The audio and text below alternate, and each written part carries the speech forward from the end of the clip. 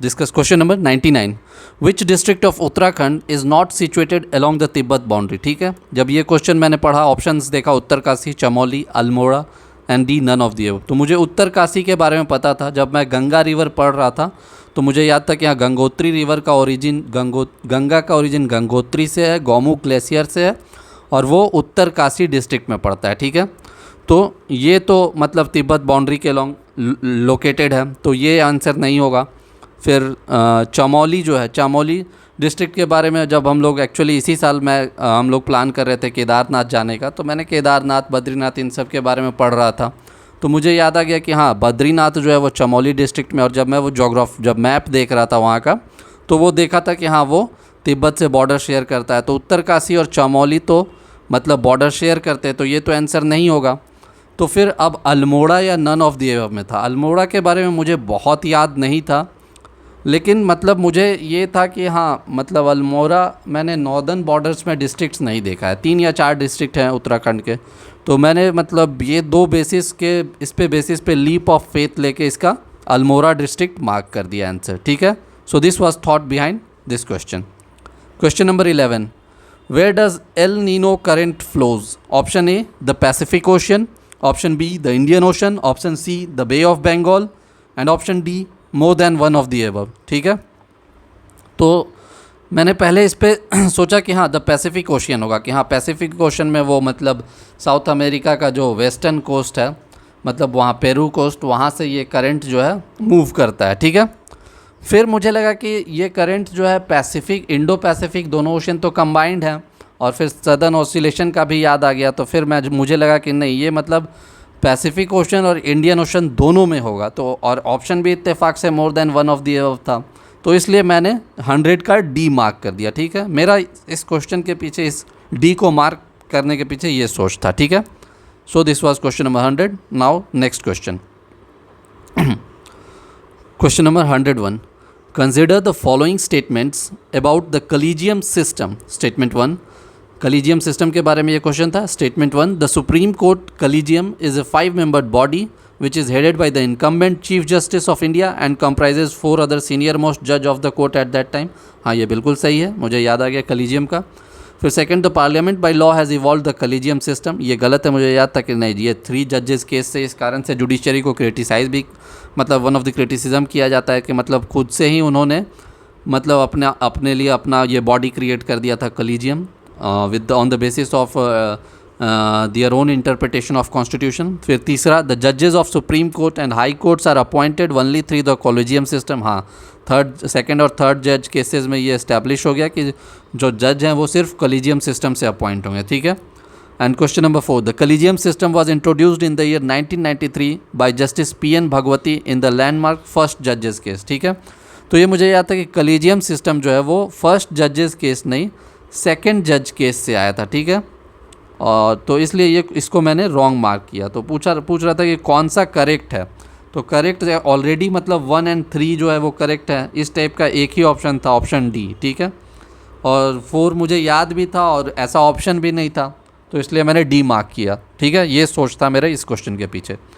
Question number 102. Consider the following statements regarding the 42nd amendment to the constitution of India. ठीक है, 42nd amendment जो 1976 में था, जिसे मिनी कॉन्स्टिट्यूशन में बोलते हैं. पहला, it added 3 words to the preamble, और जैसे ही मैंने ये 3 words to the preamble added पढ़ा, मुझे याद आ गया सोशलिस्ट, सेक्युलर, इंटेग्रिटी. ठीक है, तो मैंने इसे करेक्ट मार्क कर दिया. दूसरा, it added 8 fundamental duties to the constitution. नहीं, 8 नहीं, इसने 10 फंडामेंटल ड्यूटीज़ ऐड किया था, तो ये मुझे याद आ गया कि ये गलत है. ठीक है, it added new directive principle, that is article 39A. हाँ ठीक है, 43A. हाँ ठीक है, एंड आर्टिकल 47. ठीक है, तो मतलब 39A, तो आर्टिकल 39A इंट्रोड्यूस किया था ये. ठीक है, 43A भी इंट्रोड्यूस किया था, लेकिन 47 नहीं, 48A मुझे याद था कि हाँ 48A इंट्रोड्यूस किया था, तो इसलिए मैंने 3 को रॉन्ग मार्क किया. ठीक है, और स्टेटमेंट 4 जब 2 और 3 रॉन्ग मुझे मिल गया और 2 ही इनकरेक्ट पूछ रहे थे, तो मैंने स्टेटमेंट 4 पढ़ा भी नहीं, सीधा डायरेक्ट 102 का सी मार्क कर दिया. ठीक है, तो ये मेरा ये थॉट था 102, क्वेश्चन नंबर 102 के पीछे. Question number 103. The specification required for a community to be declared as a scheduled tribe are. Number 1, indication of primitive traits. Number 2, distinctive culture. Number 3, shyness of contact with the community at large. Number 4, backwardness and geographical isolation. ठीक है, तो actually मेरा optional जो है वो UPSC में anthropology था, BPSC में भी मैंने बहुत एंथ्रोपोलॉजी ऑप्शनल से पेपर दिए हैं। तो मुझे ये याद था कि हाँ, शेड्यूल ट्राइब के लिए ये चारों criteria, primitive trait, distinctive culture, shyness of contact and backwardness and geographical isolation, ये चारों क्राइटेरिया हैं शेड्यूल ट्राइब को डिक्लेयर करने के लिए। तो ये सही, ऑल ऑफ दी अबव मैंने इसलिए इसमें 103 का डी मार्क किया। ठीक है, question number 104, from which country the Indian constitution has taken reference to the idea of fundamental rights. जैसे ही फंडामेंटल राइट्स पढ़ा मुझे bill of right United States of America याद आ गया, और मैंने बिना ऑप्शन पढ़े हुए डायरेक्ट 104 का भी United States of America mark कर दिया। ठीक है, now next question, that is question number 105, untouchability is एबोलिश्ड by which article of Indian constitution. ठीक है, अनटचेबिलिटी पढ़ा, मुझे आर्टिकल 17 याद आ गया, so I mark option C, that is article 17। ठीक है, question number 106, the authority to determine the number of judges in a high court rests with which of the following entities। ठीक है, exact ये इस type का question मैंने अपने 5 MCQ a day initiative में पूछा भी था, और मैंने जब ये देखा तो मुझे वो याद आ गया, और सीधा बिना ऑप्शंस पढ़े हुए मैंने द प्रेसिडेंट को मार्क कर दिया। ठीक है, आर्टिकल जो हमारा 217 है उसके हिसाब से ये डिफाइंड है। ठीक है, तो मैंने द प्रेसिडेंट को मार्क कर दिया, that is option A. This was the thought process behind question number 106. Now next question. The fifth schedule deals with the governance and protection of the interest of which specific groups of people. Fifth schedule पढ़ा, मुझे schedule tribe याद आ गया। ठीक है, और option देखा schedule caste, religious minority, 6 schedule tribe और लिंग्विस्टिक माइनॉरिटी, तो मैंने सीधा 107 का सी शेड्यूल ट्राइब मार्क कर दिया। ठीक है, question number 108, in which case or cases did the Supreme Court of India give for the first time the doctrine of basic structure of the Constitution। ठीक है, जैसे ही मैंने फर्स्ट टाइम और बेसिक स्ट्रक्चर डॉक्ट्रिन पढ़ा, मुझे Keshavananda Bharati case का याद आ गया, that was the landmark judgement, so मैंने option B, that is Keshavananda Bharati versus state of Kerala mark कर दिया। ठीक है, this was the thought behind 108। Question number 109, match the following political parties with their years of establishment. ठीक है, तो मैंने parties पहले पढ़े, कौन कौन से पार्टी दिए गए हैं, जैसे नंबर 1 ए में communist party of India Marxist, B communist party of India, C Bahujan Samaj party and D all India Trinamool Congress. ठीक है, तो मुझे इसका कम्युनिस्ट पार्टी ऑफ इंडिया का याद था कि हाँ वो 1920s के अराउंड था, मतलब 1925, फिर ऑप्शन में देखा एक ही है तो सी, तो मैंने इसमें बी का पहले 3 मार्क कर दिया। ठीक है, और मैंने देखने लगा, अब बाद बाकी को सर्च करने से पहले मैं देखा कि बी का 3 कौन कौन से ऑप्शन में है, तो देखा इत्तेफाक से एक ही में बी का 3 है। ठीक है, तो यहीं से सॉल्व हो गया, और फिर मैंने देखा कि हाँ चलो अब देख लेते हैं, तो ऑल इंडिया तृणमूल कांग्रेस मुझे याद था कि इन सभी में से सबसे लेट से बना है, तो इसका डी का 2 दिया हुआ था। ठीक है, 98, ये मुझे लगा कि हाँ ठीक है। फिर कम्युनिस्ट पार्टी ऑफ इंडिया का मुझे याद था कि वो इंडो चाइना वॉर के अराउंड जो है पार्टीशन हुआ था, जब मैं ये पढ़ रहा था, मतलब इंटरनल सिक्योरिटी इश्यूज, पार्टीशन हुआ था 2 पार्टी में, इस पार्टी में, तो ये 1964 ए का 1, 62 में वॉर हुआ था और इसके टाइम पार्टीशन हुआ था, तो इस पार्टी का, तो ये सही मैच हो गया। तो मैंने फिर इस थॉट से इस क्वेश्चन को सिर्फ एक मुझे पता था, देखिए सिर्फ एक पता था और मैंने इसे सॉल्व कर दिया। ठीक है, question number 110, under which article or articles the speaker can allow any member of the house to speak in his or her mother tongue. ठीक है, ऑप्शन ए 110 का 1, मुझे ये याद था कि नहीं ये तो नहीं होगा, ये मनी बिल से रिलेटेड है, ये नहीं होगा। Option B article 122 clause 2, option C 120 clause 1, option D both A and B. ठीक है, तो मुझे ये तो पता था कि कोई एक ही आर्टिकल होगा, और मुझे 121 का याद था कि हाँ मतलब आर्टिकल 121 जो है वो बेसिकली मतलब प्रोहिबिट करता है पार्लियामेंट को to discuss the conduct of जजेस, ये मुझे याद था। लेकिन अब 120 क्लॉज 1 होगा या 122 क्लॉज 2 होगा, इस पर मैं मतलब थोड़ा कंफ्यूज था। तो मुझे लगा कि मतलब मैंने सोचा कि जब डी में बी है और बी ऑलरेडी है, तो मुझे लगा ये कोलाइडिंग है, तो इस सोच के मैंने लीप ऑफ फेथ लेके 110 में ऑप्शन बी को मार्क कर दिया। ठीक है, ये मेरा सोच था ऑप्शन बी को मार्क करने के पीछे। Now move on to next question, question number 111। So question number 111, the foreign exchange reserve of RBI includes which of the following, ठीक है। नंबर 1 फॉरेन करेंसी एसेट्स, हाँ ये ठीक है, मुझे पता था। नंबर 2 गोल्ड, हाँ फॉरेन करेंसी, फॉरेन रिजर्व में गोल्ड एक इंपॉर्टेंट पार्ट प्ले करता है क्योंकि ये स्टेबल रहता है, इसका मोर और लेस वैल्यू स्टेबल रहता है। Option 3 SDR special drawing rights जो आईएमएफ का होता है, ये भी था कि हाँ ये भी पता था। फिर नंबर 4 रिवर्स ट्रांसपोजिशन, ठीक है। तो इसमें मुझे थोड़ा सा डाउट हो रहा था तो मैंने ऑप्शंस देखा, फिर तो देखा कि एक ऑप्शन 1 2 3 भी है और एक ऑल ऑफ द एबव भी है। तो मैं फिर थोड़ा सोचने लगा, फिर मैंने थोड़ा सा दिमाग पे थोड़ा सा होता है ना, रिकलेक्ट करने का कोशिश किया। तो मुझे याद था कि मैं एक बार आरबीआई का डॉक्यूमेंट ही देख रहा था डायरेक्ट, कि हाँ आरबीआई के ही मैं थोड़ा सा कोशिश करता हूँ कि ऑथेंटिक सोर्स, तो आरबीआई के डॉक्यूमेंट पे मैंने रिकॉल किया तो हाँ मुझे याद आया कि हाँ वहाँ पे एक रिवर्स ट्रांसपोजिशन का भी स्पेशल मेंशन था और उसको डिस्क्राइब भी किया गया था। ये भी आईएमएफ से रिलेटेड है, ठीक है, आईएमएफ के कोटा से रिलेटेड है रिवर्स ट्रांसपोजिशन। तो आरबीआई अपने फॉरेक्स रिजर्व के कैलकुलेशन में इसको भी कंसिडर करता है। तो इसलिए फिर मैं ऐसे ये इस रिकलेक्शन अपने मेमोरी को रिकलेक्ट करने के बेसिस पे फिर मैंने 111 का option D all of the above mark किया, ठीक है।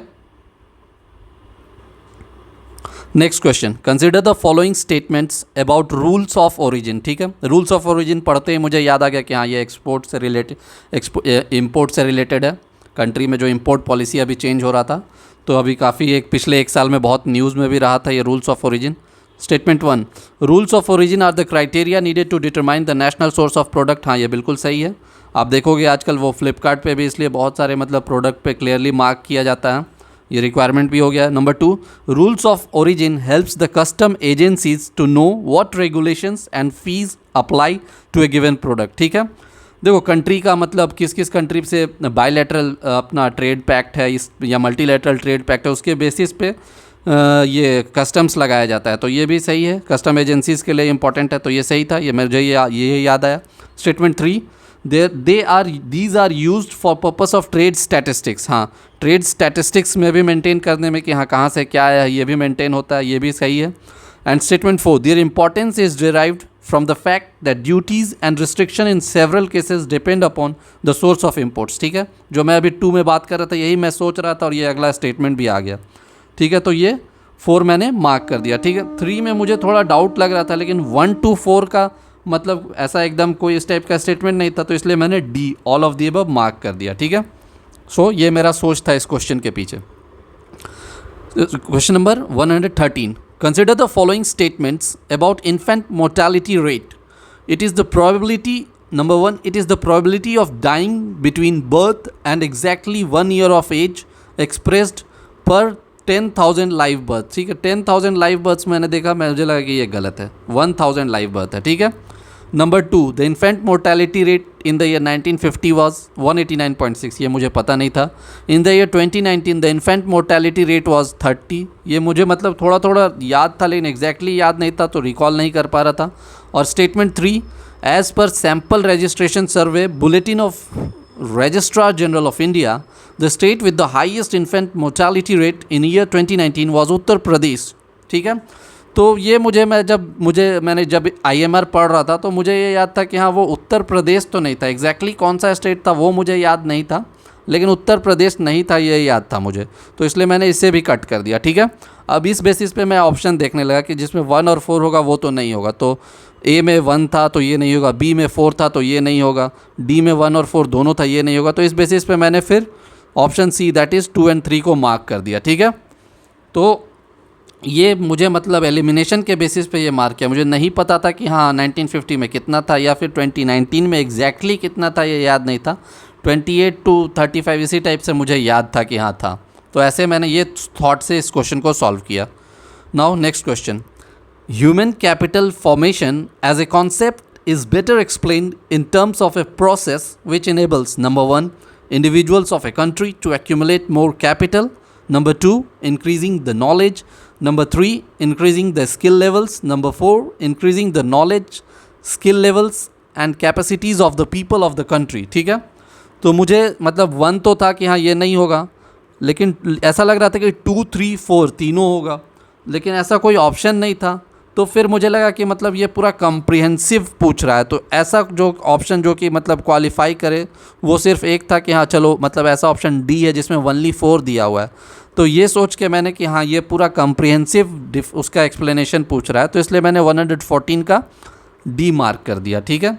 क्योंकि अगर मान लो अगर मैं 4 तो होता ही होता तो 3 और 4 बच रहा था, तो इंक्रीजिंग द स्किल लेवल के साथ साथ नॉलेज भी आता है, तो इसलिए मैंने फिर ये सोचा कि नहीं 3 और 4 नहीं होगा, ये पूरा टोटल डी ही होगा, ठीक है। Next question 115, consider the following statements regarding insolvency and bankruptcy, ठीक है। Number 1, bankruptcy refers to a financial state in which an individual or entity is unable to pay off their debts as they become due. Number 2, insolvency refers to legal process where the assets of debtor are liquidated or reorganized for the benefit of creditors. Number 3, bankruptcy is a state whereas insolvency is the conclusion. And number 4, Insolvency and Bankruptcy Board of India is the regulatory body responsible for overseeing the insolvency and bankruptcy proceedings, ठीक है। तो मुझे ये तो पता था कि हाँ ये चौथा जो है वो तो रेगुलेटरी बॉडी है और इसी के लिए वो बना था insolvency and bankruptcy board of India IBC के अंदर, ठीक है। तो 4 तो करेक्ट है, तो अब बचा बी और सी, ठीक है।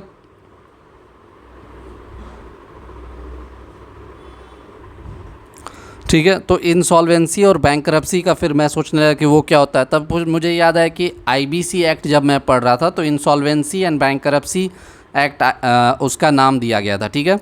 तो इसलिए दिया गया था कि पहले इंसॉल्वेंसी होता है तब फिर बैंक्रप्सी होता है, ठीक है। मतलब इंसॉल्वेंसी पहले होता है कि मतलब इनेबिलिटी हो जाता है, इनेबिलिटी टू पे द डेट, ठीक है। तो मैंने जब स्टेटमेंट देखा तो वो पहला स्टेटमेंट था इंडिविजुअल और एंटिटी अनेबल टू पे ऑफ दियर डेट, तो मुझे लगा ये एक्सचेंज हो गया, ठीक है। तो इसलिए मैंने इसे रॉन्ग मार्क कर दिया। फिर जब देखा कि इंसॉल्वेंसी एक लीगल प्रोसेस नहीं, तो फिर बैंकरप्सी, फिर मुझे याद आया कि उसके बाद नेक्स्ट एक लीगल प्रोसेस स्टार्ट होता है, वो बैंकरप्सी होता है, इंसॉल्वेंसी एंड बैंकरप्सी एक्ट, ठीक है, आईबीसी। तो इस सीक्वेंस से मुझे ये याद आया, तो ये लगा कि हाँ ये भी गलत है। तो फिर इस टाइप का 1 और 2 जब गलत हो गया तो इस टाइप का फिर एक ही स्टेटमेंट बच रहा था सी, ठीक है। तो पता नहीं, लेकिन ये था कि हाँ फिर तीनों गलत है। अब पता नहीं क्या हुआ उस टाइम, नहीं हुआ, मुझे लगा इनकरेक्ट पूछ रहा है, तो मैंने 1, 2 और 3 ए मार्क कर दिया, ठीक है। मैंने इसमें ए मार्क कर दिया। मैंने जो किया वो मैं आपको बता रहा हूँ। अब ये हड़बड़ी में हुआ, क्या हुआ नहीं हुआ ये याद नहीं है, ये मैंने मार्क कर दिया, ठीक है। Question number 116, in which year was the industrial policy resolution adopted? 1956, 1954, 1952, 1950, ठीक है। तो मुझे ये मतलब 52 और 56 जब मैं कुछ दिन मैंने LSW भी पढ़ा था तो उससे भी याद था, और इंडस्ट्रियल डेवलपमेंट प्लानिंग कमीशन इसके बारे में पढ़ रहा था तो वहाँ से भी याद था। तो मुझे एक कन्फ्यूज़न था कि 52 होगा या फिर 56 होगा, ठीक है। तो मुझे मतलब लगा कि इंडस्ट्रियल पॉलिसी रेजोल्यूशन है जो है वो आज़ादी के तुरंत बाद आया होगा, क्यों इंपॉर्टेंट डॉक्यूमेंट है, तो मैंने सी मार्क किया 52, ठीक है। और इसको फिर रिव्यू के लिए इनसर्कल भी किया, ठीक है। तो ये सोच था मेरे इसके पीछे। Question number 117, consider the following statements about production linked incentive scheme, ठीक है। Number 1, the scheme offers a production linked incentive to boost domestic manufacturing and attract large investment in mobile phone manufacturing and specified electronic components. तो हाँ ये सही है, मुझे याद था कि हाँ इसके लिए ये स्कीम स्टार्ट किया गया था, तो 1 को मैंने सही मार्क किया। The scheme has 2 categories of applicants, namely global companies and domestic companies. तो मुझे याद था कि मतलब स्कीम जब मैं रिकॉल कर रहा था तो कि ऐसा कोई कैटेगराइजेशन नहीं था, तो मैंने इसे इनकरेक्ट मार्क किया, ठीक है। The scheme shall extend an average incentive of around 8% on net incremental sales of goods manufactured in India and covered under the target segment to eligible companies for a period of 6 year, ठीक है। तो मुझे ये exactly बहुत सारे इसमें facts थे तो मुझे ये याद नहीं था 8% फिर 6 ईयर्स, तो मुझे लेकिन ये जनरली ये लग रहा था कि ये गलत है, मतलब ऐसा कुछ मुझे याद नहीं आ रहा था, लेकिन मुझे पता नहीं था तो मैंने इसे छोड़ दिया। और चौथा, the target segment under PLI shall include laptops, tablet, all in one PCs, server and ultra small form factor, ठीक है। तो मुझे ये एग्जैक्टली याद नहीं था, लेकिन laptop, tablets, all in one PCs इस टाइप से याद था, तो मुझे लगा कि हाँ ये सही ही होगा, ठीक है। तो इसलिए मैंने 4 को सही मार्क किया। तो जब मैं 1 इस बेसिस पे देख रहा था तो इनकरेक्ट बताना था, तो 1 तो नहीं होगा, तो A और C तो ऐसे ही हट गया। अब 2 और 4 या फिर 2 और 3 था, तो 4 मुझे लग रहा था कि सही ही है और 2 पता था कि गलत है, तो इसलिए मैंने इसका option D that is 2 and 3 mark कर दिया। ठीक है, ये मेरा सोच था 117 के पीछे। Next question 118, consider the following statements regarding the स्वामित्व स्कीम। तो स्वामित्व जैसे ही मैंने नाम पढ़ा मुझे ये याद आ गया कि कुछ मतलब वो जो रूरल एरियाज़ में जो लैंड है उनके ओनरशिप के लिए ये एक स्कीम, इनोवेटिव स्कीम स्टार्ट किया गया था, तो ये मुझे याद था। तो नंबर 1 स्टेटमेंट जब पढ़ा, it is a central sector scheme under ministry of mines, तो जब मैंने मिनिस्ट्री ऑफ माइंस पढ़ा तो मुझे ये याद है, नहीं माइंस तो नहीं होगा, ये शायद मतलब मुझे याद था कि रूरल डेवलपमेंट या पंचायती राज इस टाइप से था, तो इसलिए मैंने इसे इनकरेक्ट मार्क कर दिया। ठीक है, number 2, this scheme seeks to create geo positioning infrastructure like CORS network to benchmark the location and provide 5 centimetre level accuracy. ठीक है, तो ये उतना डिटेल्ड मुझे याद नहीं था, तो इसलिए मैंने इसे छोड़ दिया। Statement 3, CORS means cross origin resource sharing. ठीक है, तो ये भी मुझे मतलब ये फुल फॉर्म ऐसा मुझे ये याद ही नहीं था, तो मैंने छोड़ दिया। चौथा statement, the scheme is a reformative step towards establishment of clear ownership of property in rural inhabited आबादी areas by mapping of land parcels using drone technology। ठीक है, क्लियर ओनरशिप आबादी एरियाज जैसे ही पढ़ा मुझे लग गया कि हाँ ये सही है। ठीक है, तो 1 इनकरेक्ट और 4 करेक्ट, ये मुझे मतलब श्योर था, तो इसके बेसिस पे मैं ऑप्शन देखने लगा, तो 4 जिसमें है वो सही है, तो जो था ए और डी, तो मुझे लगा ये तो नहीं होगा। अब 1 करेक्ट में फिर बचता है एक ही ऑप्शन, ऑप्शन बी 1 and 3। ठीक है, तो इसलिए मैंने इस क्वेश्चन में बी मार्क किया। ठीक है, ये मेरा थॉट था, 2 स्टेटमेंट के बेसिस पे मैंने इसे सॉल्व किया। Now next question, which of the following is or are the consequences of invoking article 360। Article 360 the declaration of financial emergency. ठीक है, फाइनेंशियल इमरजेंसी पे ये क्वेश्चन था। Number 1, the president may order the states to reduce the salaries and allowances of all or any class of employees serving in connection with the state affairs। तो ये मुझे याद था कि प्रेसिडेंट मतलब किसी का भी सैलरी रिड्यूस कर सकता है, इवन हाई कोर्ट और सुप्रीम कोर्ट के जजेस का, जो कभी नहीं होता था, तो इसलिए मैंने ये सोचा, हाँ ये देखा कि हाँ ये सही है। ठीक है, द मनी बिल और other financial bills passed by state legislature are not required to be reserved for the consideration of the president। मुझे ये याद था कि जो भी फाइनेंशियल बिल जो स्टेट से जो भी पैसा आएगा जाएगा वो सब प्रेसिडेंशियल असेंट के लिए रिजर्व किया जाता था। ठीक है, क्योंकि वो मतलब फाइनेंसेस को सेव करना था, तो ये गलत हो जाएगा। ठीक है, number 3, the president can issue direction for the reduction of salaries and allowances all or any class of employees serving in connection with the affairs of the Union including the जजेस and of the Supreme Court and the High Courts. ठीक है, मैं 1 में ये सोच रहा था और 3 में स्टेटमेंट देखा, बस मैंने तुरंत इसे करेक्ट मार्क कर दिया। ठीक है, स्टेटमेंट 4, मनी बिल्स और other financial bills are to be reserved for the consideration of president after they are passed by the legislature of the state. ठीक है, तो 2 जब मैंने रॉन्ग मार्क कर दिया और 4 उसका काउंटर स्टेटमेंट है, तो ये बिल्कुल सही है। ठीक है, तो मैंने इस तरीके से इसका 1, 3 और 4 दैट इज़ ऑप्शन ए को मार्क किया। ये मेरा सोच था 119 के पीछे। ठीक है, question number 120, which of the following factors could potentially contribute to stagflation in the Indian economy। ठीक है, जैसे ही मैंने टर्म स्टैगफ्लेशन पढ़ा, स्टैगफ्लेशन में बेसिकली मुझे तब याद आ गया कि इसमें क्या होता है कि स्लो डाउन और इन्फ्लेशन दोनों एक साथ होता है। मतलब जनरली इन्फ्लेशन जब होगा तो वो होता है कि ग्रोथ होगा, लेकिन ये एक मतलब यूनिक फेनोमेनन जिसमें स्लो डाउन और इन्फ्लेशन दोनों एक साथ होता है। तो पहला statement, high inflationary pressure due to increased government spending. ठीक है, तो ये मुझे थोड़ा सा मतलब ये मुझे लगा कि नहीं ये तो नहीं होगा, क्योंकि मतलब गवर्नमेंट स्पेंडिंग जब करता है तो इन्फ्लेशन होता है और लेकिन ग्रोथ भी होता है, ये मतलब ये प्रिज्यूम्ड फैक्ट है।